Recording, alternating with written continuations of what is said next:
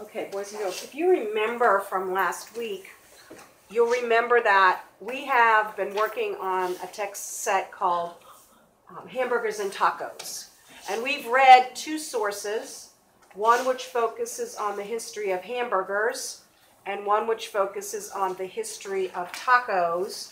And we have been looking at this text set and thinking about the prompt. Now, the prompt that we had states that you're to write an essay in which you explain how the histories of these two foods, hamburgers and tacos, are alike and are different.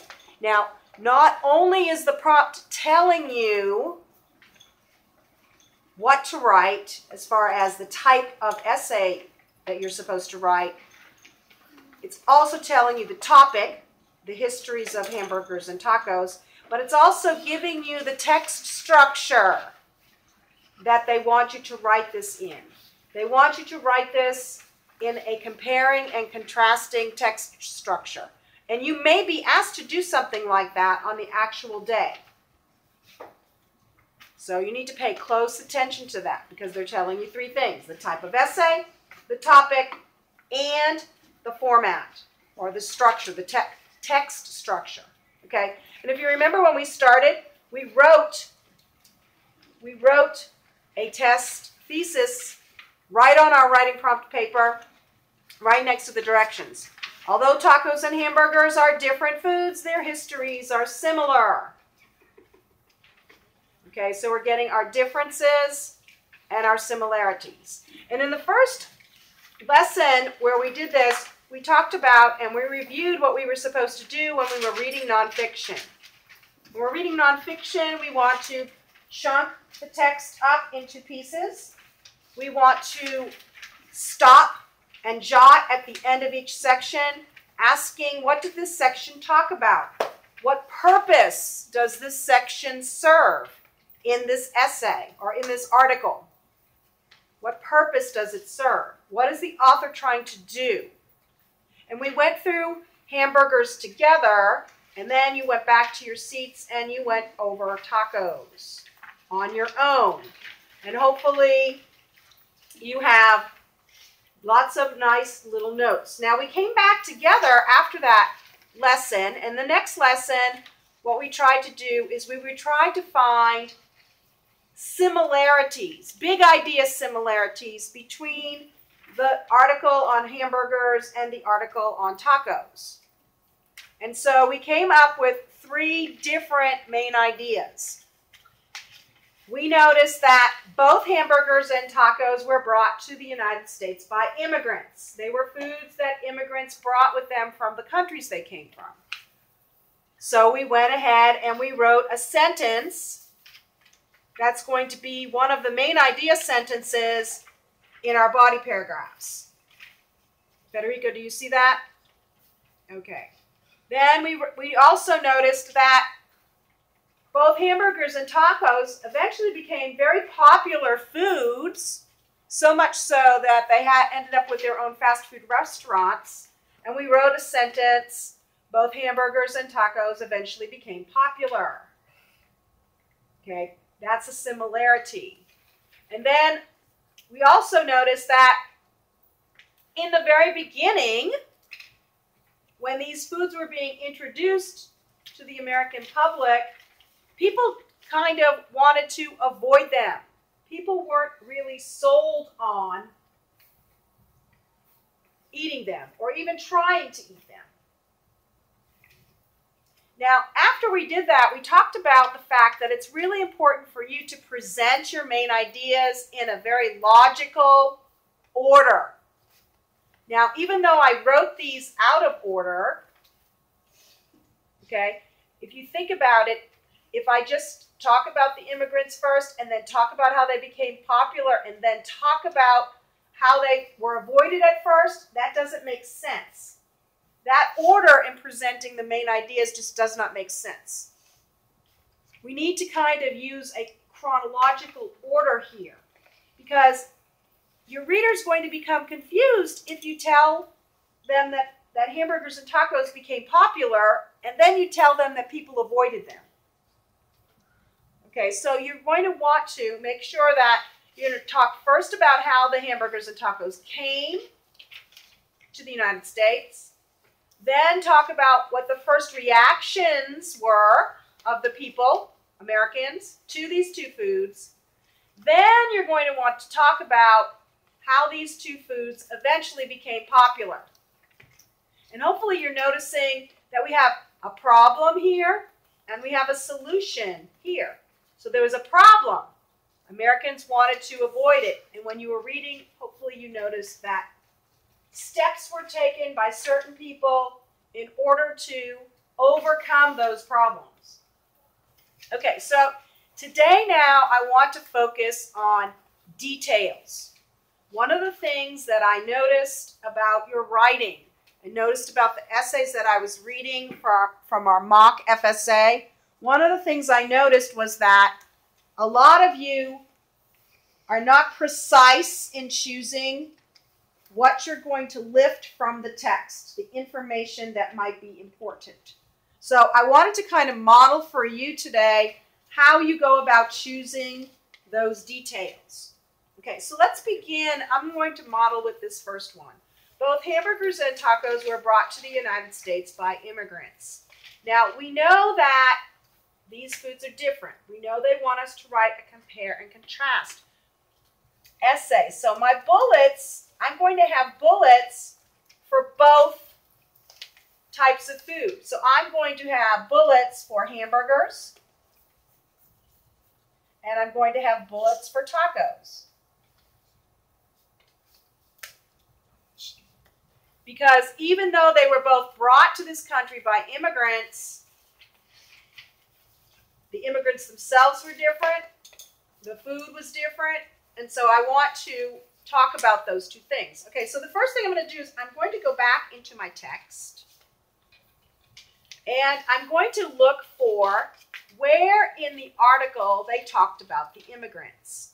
And because I was such a good reader of nonfiction, I was able to identify that as something that was being talked about there, and also wrote in the margin. So this is where this saves you time.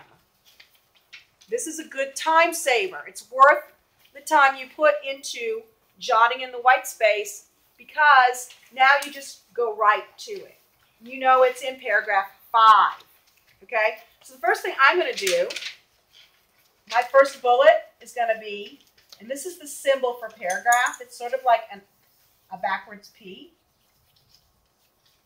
Okay? With 2 lines like this. Okay?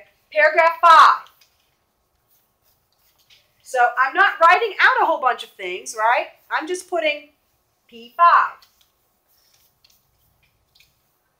Now, on this text, the paragraphs are numbered consecutively. They do not restart when I get to the second source. You can see here it just keeps going. So I don't have to be careful about that. But if my text set restarted the numbering of the paragraphs every time we started a new source, then I might want to put source 2, paragraph 5. Okay? So what I'm trying to do is I'm trying to find some shortcuts. Okay, so now I'm going to read through paragraph 5.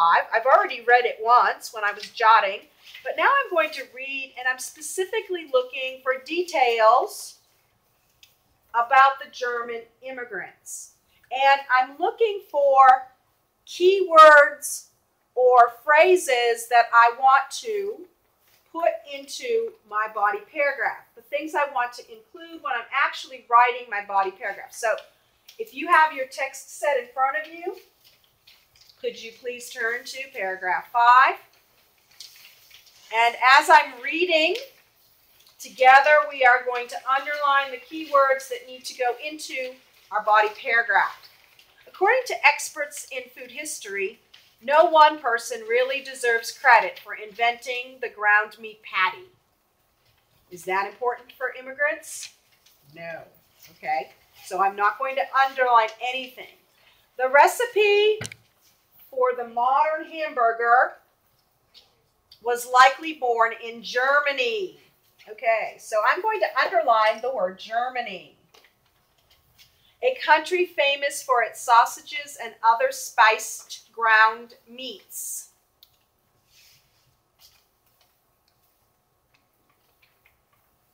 Okay, and you can include this information too, but really and truly, spiced ground meats is probably, at the very least, something that you're going to want to include.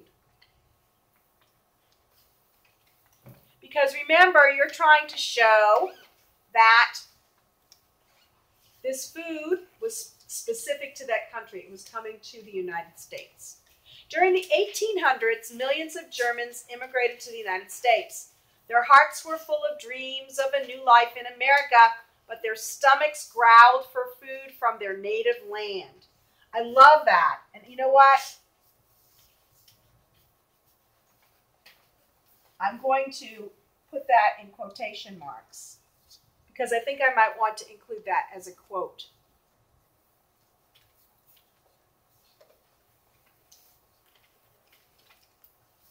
I'm also going to go back here and underline 1800s.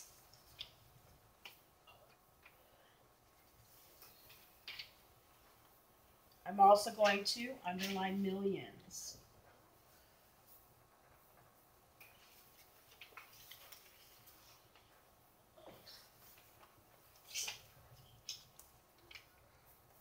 Ground beef was cheap in the United States. Okay, it was inexpensive. It was affordable for workers to buy it. I'm just going to underline the word cheap. And German factory workers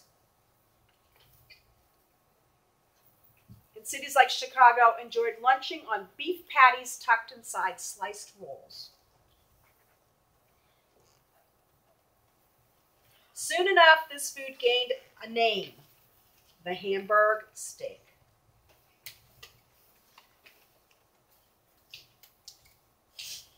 It was named after the city of Hamburg.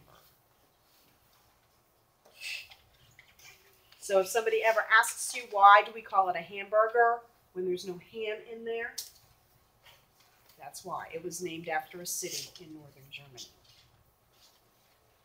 So when I go to write my paragraph, my body paragraph, I'm going to begin with my main idea sentence. Remember from my plan? Both hamburgers and tacos were brought to the United States by immigrants.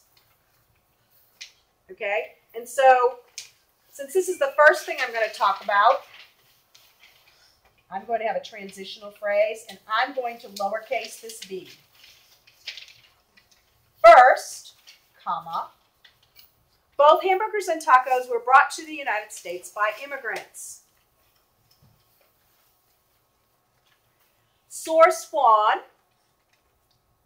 okay, states, and then I'm going to go to paragraph 5, and I'm going to think about what I want to say. Now, some of this you can summarize and put into your own words. Some of it you're going to want to quote. But remember, you're also going to want to make sure that you are citing your source. And that can be by mentioning the paragraph number, that can be by mentioning the title, or if it's provided in the text set, the source number. Can everybody see that? So I might want to say something like, Source 1 states that during the 1800s, millions of Germans immigrated into the United States. Many of them worked in the factories. Germany was famous for its spiced ground meats. And those who came to America, those Germans who came to America, and I might go, quote, their stomachs growled for foods from their native land. Because ground beef was affordable, many of these German factory workers had a lunch of ground beef patties tucked inside sliced rolls. This sandwich became known as the Hamburg, named after a city in Germany. Okay, so notice how I went ahead. I just wrote that in the air. I'm just trying to come up with a good way to say, and include all of the key details that I have identified. I am proving to my reader that I have actually read this text and that I actually understand what it means. I'm also proving to my reader that this is not just something I know, but it's something that I read about. It's in an article. It's a fact. Okay, so now let's do the same thing because we're not done. We've only done this for the immigrants. Now we have the immigrants from Germany and the Hamburg. But now we have to go back and we have to do the same thing for our tacos. Okay, so flip to your taco article. And who can tell me which paragraph they talk about immigrants in this article? Which paragraph? Where did you write it? Alexander? Paragraph, say it again. Paragraph 19. So everybody go to paragraph 19. And what I'd like you to do is I'd like you to turn and talk with your partner. Together, I want you to read paragraph 19. And I want you to do just what I did. I want you to underline the key details that you think need to be included in your body paragraph. Go ahead and turn and talk.